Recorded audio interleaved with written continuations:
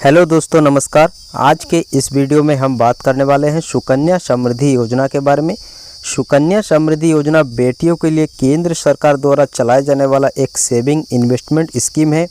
इसमें 10 साल तक की बच्ची का अकाउंट खुलवा सकते हैं। इस स्कीम में वर्तमान में 7.6% का सालाना ब्याज मिल रहा है, जो कि किसी भी अन्य सेविंग स्कीम से काफ़ी ज़्यादा है। सुकन्या समृद्धि अकाउंट का मैच्योरिटी 21 साल में पूरा होता है।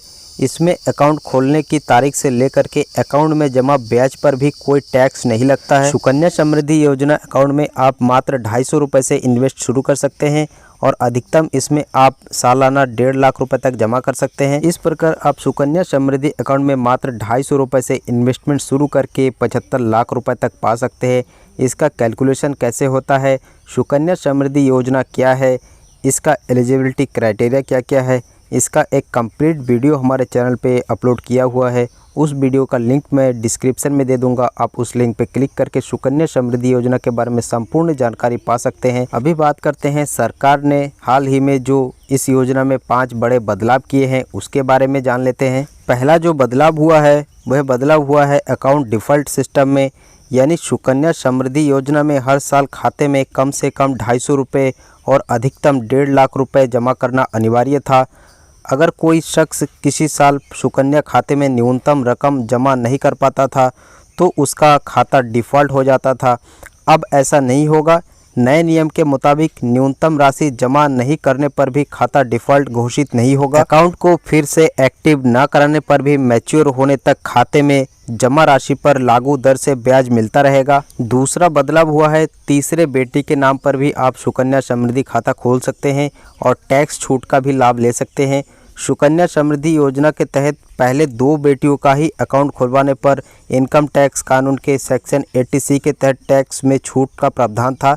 तीसरे बेटी के लिए ये छूट नहीं दी गई थी।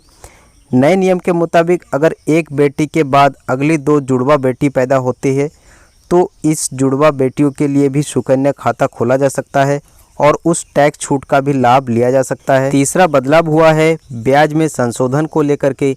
सुकन्या समृद्धि योजना के नए नियम के मुताबिक सुकन्या अकाउंट पर ब्याज अब वित्तीय वर्ष के आखिर में जमा किया जाएगा। साथ ही खाते में गलत तरीके से जमा किए गए ब्याज को वापस करने का नियम भी अब खत्म कर दिया गया है। और चौथा जो बड़ा बदलाव हुआ है वो हुआ है खाते को बंद करने को लेकर के।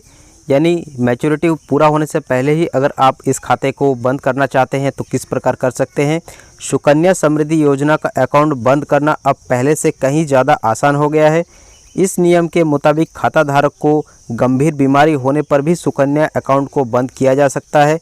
इससे पहले सुकन्या अकाउंट होल्डर की मृत्यु या शादी हो जाने के बाद ही उसका पता बदल जाने पर ही खाता बंद किया जा सकता था, लेकिन अब ऐसा नहीं है। और 5वां जो बदलाव हुआ है वो हुआ है खाते के संचालन को लेकर के। यानी सुकन्या समृद्धि योजना के नए नियम के अनुसार अब अकाउंट होल्डर के 18 साल पूरा हो जाने के बाद ही अकाउंट ऑपरेट करने का अधिकार मिलेगा। इससे पहले सुकन्या खाते के 10 साल पूरे होने पर ही अकाउंट होल्डर को इस खाते को ऑपरेट करने का अधिकार मिल जाता था, लेकिन अब ऐसा नहीं होगा। अब खाता धारक को 18 वर्ष पूरा होने पर ही खाते को ऑपरेट करने का अधिकार मिलेगा। अब तक आपने जाना सुकन्या समृद्धि योजना में सरकार द्वारा जो नए नियम लागू किए हैं उसके बारे में। अब बात करते हैं सुकन्या समृद्धि योजना में आपको पैसा कब तक जमा करना होता है। तो अकाउंट खोलने के 15 साल तक इसमें आपको रकम जमा करना होता है। उसके बाद 15 साल बाद रकम जमा बंद कर देते हैं, लेकिन बाद के 6 साल तक इसमें ब्याज मिलता रहता है। 21 साल तक इसमें ब्याज मिलता रहता है। यानी अकाउंट खुलने के 21 साल बाद यह अकाउंट मैच्योर होता है और तभी पूरी रकम इसमें से निकाला जा सकता है। अगर बेटी की शादी 18 साल के बाद करते हैं तो अकाउंट में जमा पूरा रकम निकाला जा सकता है। इसके बाद अकाउंट बंद किया जा सकता है। वही अगर बेटी की उम्र 18 साल हो जाती है और हायर एजुकेशन के लिए रकम की ज़रूरत पड़ती है तो अकाउंट में जमा 50% रकम आप निकाल सकते हैं। बाकी रकम आप 21 साल बाद ही पूरा निकाल पाएंगे सुकन्या समृद्धि खाते से। तो फ्रेंड्स, इस वीडियो में आपने जाना सुकन्या समृद्धि खाते में हुए बदलाव के बारे में। तो ये वीडियो आपको कैसा लगा कमेंट में हमें ज़रूर बताएं, और वीडियो अच्छा लगा हो तो प्लीज़ वीडियो को लाइक करें, शेयर करें और चैनल को सब्सक्राइब जरूर करें। मिलते हैं नेक्स्ट वीडियो में एक और फाइनेंशियल वीडियो के साथ में। Thanks for watching.